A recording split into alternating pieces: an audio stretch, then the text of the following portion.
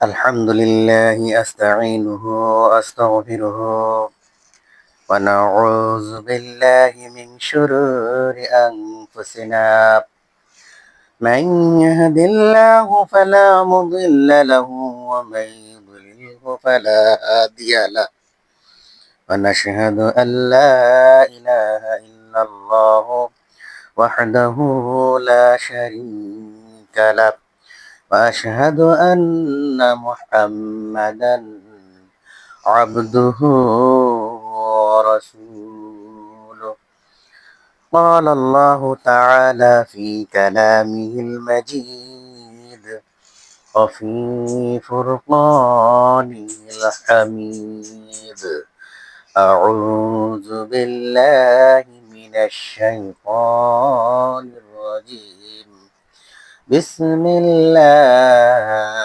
الرحمن الرحيم فاذكروني أذكركم واشكروا لي ولا تكفرون قال النبي صلى الله عليه وسلم بلغ عني ولو آية السلام عليكم ورحمة الله وبركاته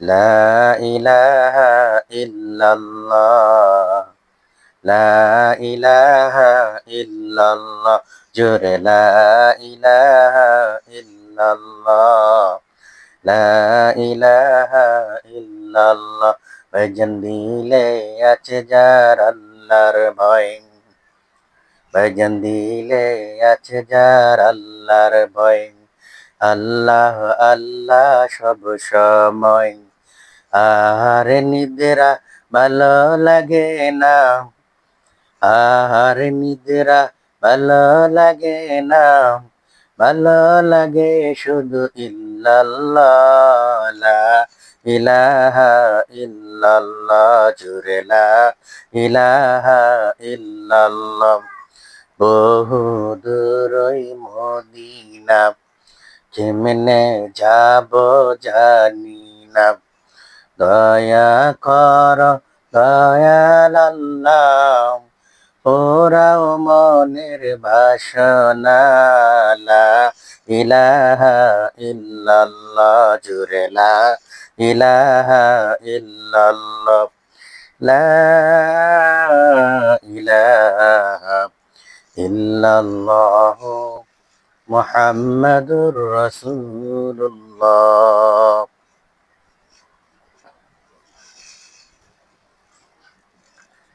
আল্লাহ তাআলা কোরআনের মধ্যে বলে দিয়েছেন ফাযকুরুনি আযকুরুকুম ওয়াশকুরুলি ওয়ালা তাকফুরুন। আল্লাহ রাব্বুল আলামিন কোরআনের মধ্যে বলে দিয়েছেন তোমরা আমাকে স্মরণ করো আমি আল্লাহ তাআলা তোমাদেরকে স্মরণ করব।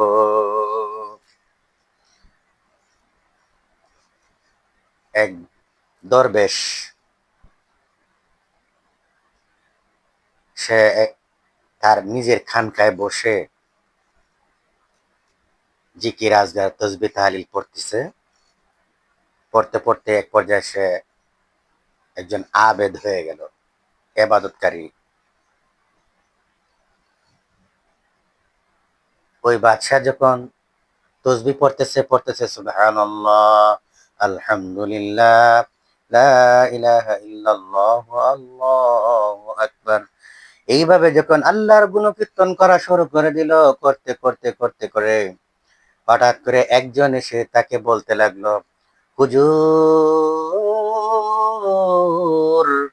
আপনি এখানে বসে আল্লাহর গুণকীর্তন করতেছেন, তসবিহ তাহলিল পড়তেছেন, কিন্তু আপনার এই পাশের এলাকায় কিছু লোক তারা গাছের পূজা করতেছে। তার কাছ থেকে এই কথাটা শোনার পরে দরবেশ বলল, হ্যাঁ, আল্লাহকে বাদ দিয়ে আবার গাছকে কি করে পূজা করে?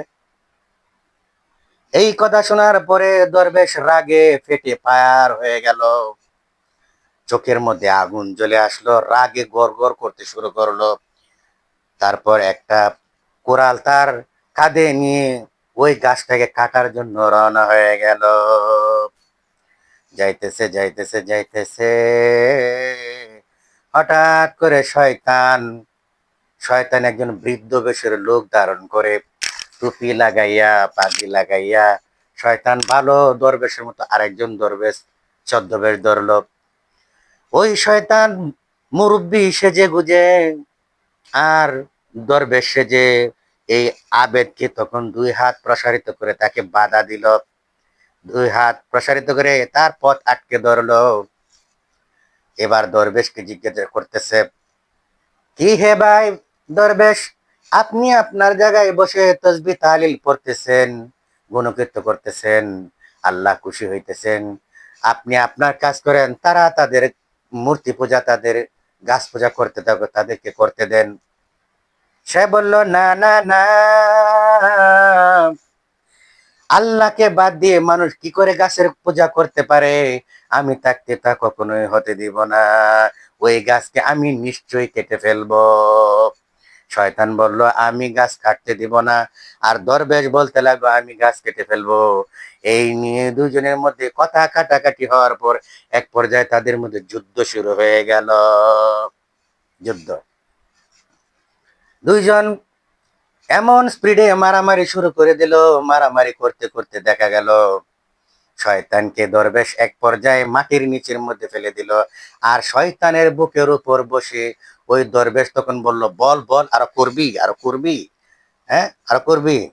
শয়তান বলতেছে, মাফ চাই, আমাকে ছেড়ে দেন, আমি আর করব না। এইবার ছেড়ে দেওয়া হলো। দরবেশ যখন ছেড়ে দিল, শয়তানের আবার শক্তি আসলো। শয়তান বলল, আগে প্রস্তুতি ছিলাম না, এখন প্রস্তুতি আছি, হ্যাঁ আসেন এবার আমি মারামারি লাগবো। এই কথা বলার পরে শয়তান তখন আবার যখন মারামারি শুরু করে দিল, মারামারি শুরু করে দেওয়ার পরে এবারও দ্বিতীয়বার শয়তানের বুকের উপর আবার দরবেশ চেপে বসলো। এইবারও শয়তান করজোরে হাতে মিনতি করলো, দরবেশ আমাকে ছেড়ে দেন, আমি আর আপনাকে বাধা দিব না। এইভাবে দ্বিতীয়বার দরবেশ তাকে ছেড়ে দিল। ছেড়ে দেওয়ার পর শয়তান আবার শক্তি এসলো। তৃতীয়বার বলল, এবার আসেন, আমি প্রস্তুতি, এবার আমার সাথে পারবেন না। আর দরবেশ শুধু বলল, না না না, আমি দরবেশ বেঁচে থাকতে ওই গাছ পূজা আমি করতে দেবো না, ওই গাছটাকে আমি নিশ্চয়ই কেটে ফেলবো। এবার আবার তৃতীয়বার দুইজনের মধ্যে যুদ্ধ শুরু হয়ে গেল। এবার যখন যুদ্ধ শুরু হয়ে গেল, এবার শয়তানকে মাটিতে ফেলে দরবেশ আবার তার বুকের উপরে চেপে বসলো। এইবার শয়তান বলতেছে, এই আবেগকে তো এইভাবে তাকে প্রলোভন দেখাতে হবে, এইভাবে তাকে হার মানানো যাবে না, তাকে প্রলোভন দেখাতে হবে।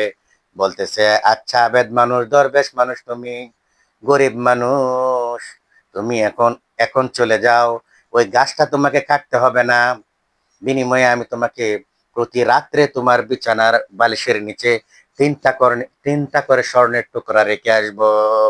আর ওই স্বর্ণের টুকরা দিয়ে তুমি নিজের জীবন যাপন চালাবে, অন্য অন্য মানুষদেরকে উপকার করতে পারবে। শয়তান প্রলোভন দরবেশ প্রলোভনে পড়ে শয়তানের কথা মতো শয়তানকে ছেড়ে দিয়ে গাছ না কেটে কোরাল হাতে নিয়ে আবার বাড়িতে চলে গেল। গাছ কাটা হলো না, শয়তানের ধোঁকায় পড়ে গেল। এইবার একদিন দুই দিন শয়তানের কথা মতো, শয়তানের ওয়াদা মতো বালিশের নিচে 2 দিন এরকম তিনটা করে স্বর্ণের টুকরা পেয়েছিল, কিন্তু তৃতীয় রাত্রে আর স্বর্ণের টুকরা পায় নাই।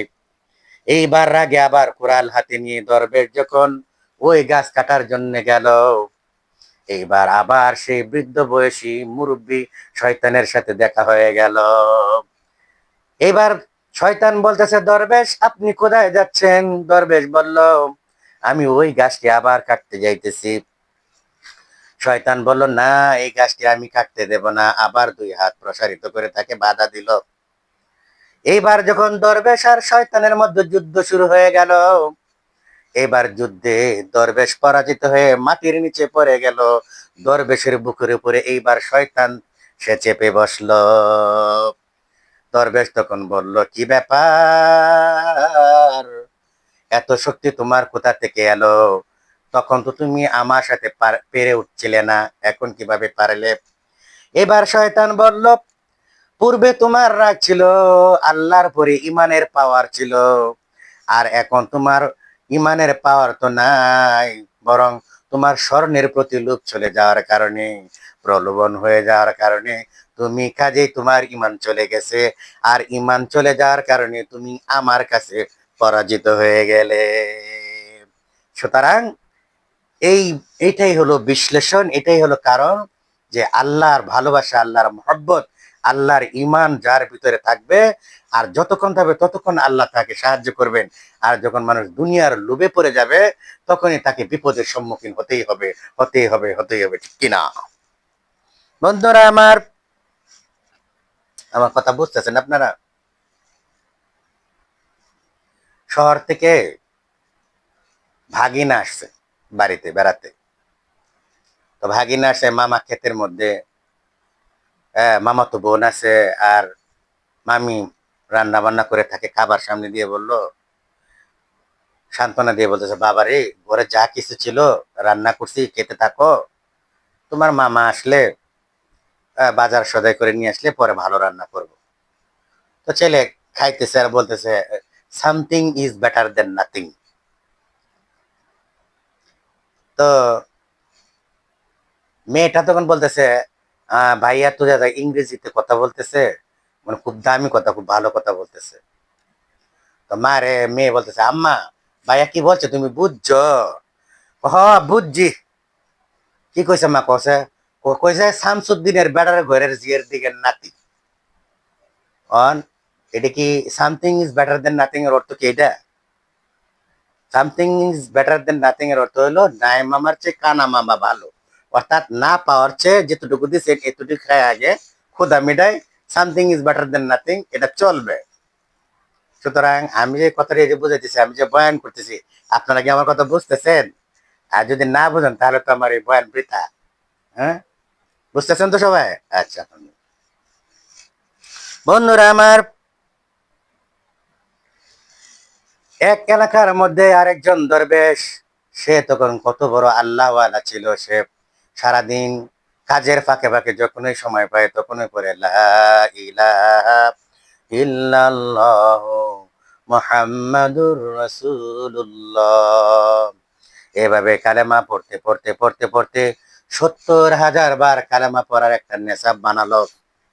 70,000 বার কালেমা পড়লে যদি ওই 70,000 বার কালেমা পড়ার একটা পুতলি, একটা নেশাব যদি কারো মৃত ব্যক্তির কোনো নামের উপরে বসায় দেওয়া হয়, আল্লাহ তাআলা ওই ওই ব্যক্তির কবরের আযাব মাফ করে দেন। জোরে বলেন সুবহানাল্লাহ। বন্ধুরা আমার, এইভাবে একজন দরবেশ সে 70,000 বার কালেমা পড়ে পরকালের ধন সংগ্রহ করেছে। কিতাবের মধ্যে এসেছে, সে এইভাবে কয়েকটা কালেমার নেশাব, কয়েকটা পুটলি সে জমা করে ফেললো। আর ওই এলাকায় আর একটা যুবক ছেলে ছিল। সেই যুবকের, তার এমন একটা অবস্থা ছিল, সে দুনিয়াতে বসে থেকেই সে জান্নাতে কি হইতেছে, জাহান্নামে কি হইতেছে, কবরে কি হইতেছে দেখতে পাইতো। এটাকে বলা হয় কাশফওয়ালা, অর্থাৎ অন্তর চক্ষু খোলা ছিল, যেটা দ্বারা সে মারেফতের নূর, আল্লাহর গোপন প্রেমে সে হাবুডুবু খাইতেছিল, আল্লাহর সাথে তার নৈকট্য লাভ হয়েছিল, আর আল্লাহ তাআলা তাকে এই দুনিয়াতে জ্ঞানটা, এই গুণটা আল্লাহ তাআলা তাকে দান করেছিলেন। হঠাৎ করে এই কথাটা, ওই যুবক যে কাশফওয়ালা, সেই কথাটা এই দরবেশের কানে একদিন চলে গেল। আর দরবেশ তখন বলতে লাগলো, ঠিক আছে, সবাই যখন ওই ছেলেটাকে কাশফওয়ালা বলে, অন্তর চক্ষু খোলা, চক্ষু বন্ধ করে সে যখন বলতে পারে জান্নাতে কি হইতেছে, জাহান্নামে কি হইতেছে, কবরের আযাব হইতেছে, কি ধরনের আযাব হইতেছে, সে যখন বলতে পারে, একদিন ছেলেটাকে পরীক্ষা করা দরকার। এই কথা বলে ওই দরবেশ তখন ছেলেটাকে ডেকে পাঠালো তার বাড়িতে এসে খানকায়। তখন ছেলেটি আসলো, আসার পরে বলতেছে, বাবা তোমার সাথে আমি একদিন দুপুরের খাবার খেতে চাই, বলো তুমি কোন দিন খাবার খেতে চাও। দিন ধার্য করা হয়ে গেল, অমুক দিন শুক্রবার জুমার পরে দুপুরের সময় চাচা ভাতিজা একসাথে বসে খানা খাবে। হঠাৎ করে জুমার দিন এসে গেল আর জুমার নামাজ পড়ে